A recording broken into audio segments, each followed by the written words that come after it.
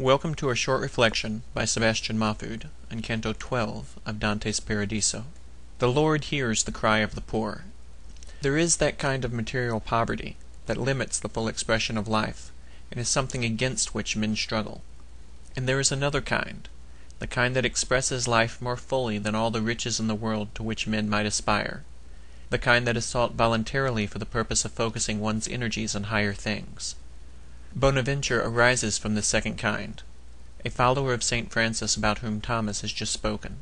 It was he who made the distinction between ownership and use, when in the usual irony of fate, the order to which he belonged began attracting large donations from wealthy benefactors, because they noticed within it the piety of its members, demonstrated through their voluntary poverty. Bonaventure, who was canonized and declared a doctor of the Church in 1482, makes his appearance within a second garland of souls that manifests itself as surrounding the first garland. Ciardi notes that this second garland, representing the Franciscan charism, may be a grade inferior to the first, which represents the Dominican, since the first is closer to the sun, and the outer band is born from it. In the spirit of one's praising the other, this makes some sense considering that Dante himself was formed under a Franciscan influence.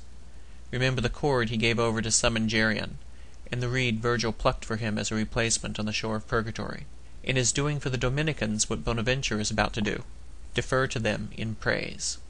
Bonaventure says of St. Dominic in relation to St. Francis, that when one is mentioned the other ought to be, for they were militant in the same cause, and so should shine in one light and one glory. He then proceeds to speak the life of St. Dominic, praising the man's love of poverty, and his desire to preach against heresy.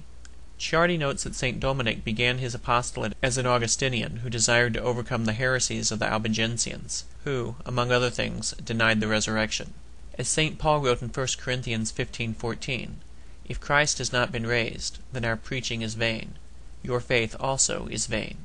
So the founding of the Dominican order had a special purpose, Ciardi writes, of saving the Albigensians from destruction in this world and damnation in the next. The order, founded in 1214, received full confirmation in 1216, 5 years before St. Dominic's death in 1221.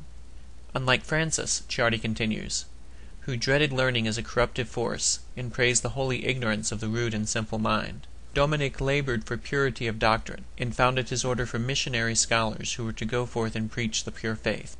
For St. Dominic, study is an act of prayer, as his most erudite disciple, St. Thomas, has aptly demonstrated, because it not only clarifies pure doctrine, but also honors the gift of the intellect bestowed on us by God, and inherent in our nature, as Aristotle has written in his Metaphysics, all men desire to know.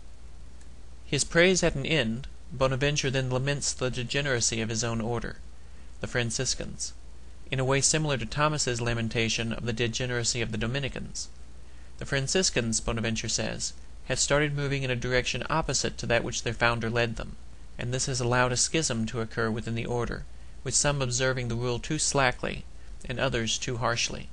The lament at an end, Bonaventure identifies himself and the other souls who are with him in the second garland.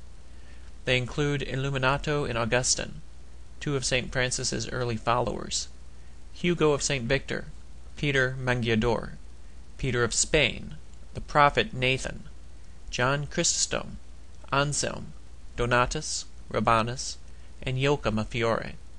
He then explains his praise of St. Dominic was in response to Thomas's praise of St. Francis. So what is our right response to wealth? Well, we've seen what happens to hoarders and wasters in hell, and we've seen their penance in purgatory as their faces cleave to the dust. And we've seen here how life should be lived in response to material possessions, in the examples of St. Dominic and St. Francis, and the orders they fostered. Paradise is our pedagogue on this, and it is found in the synthesis we can make from these discourses on poverty.